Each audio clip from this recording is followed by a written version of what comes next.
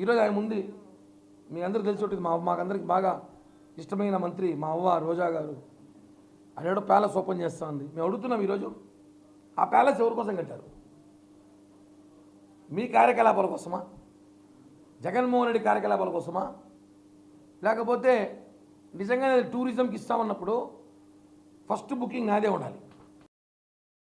నాకు మహేష్ అన్నకి ఇవ్వండి, సీరియస్గా తీసుకున్నాను, ఆయనకనే ఇవ్వండి, దగ్గరగా ఉంటుంది. ఫస్ట్ అక్కడ బుక్ చేసుకునే అవకాశం ఉంటే ఆన్లైన్లో గానో ఆఫ్లైన్లోనో అక్కడ రూమ్ బుక్ చేసే అవకాశం ఉంటే మాకు జనసేన పార్టీ తరపున మాకు ఇవ్వండి. చూడాలి ఎలా కట్టారు. 450 కోట్లు పెట్టారంట కదా, లోపల ఏముండే వజ్రాలు వైడూర్యాలు పెట్టారేమో చూడాలి కదా.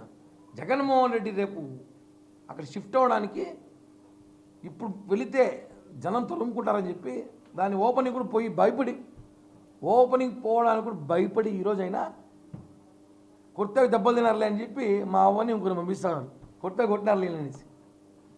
కాబట్టి ఇటువంటివన్నీ ప్రజలు చూస్తున్నారు.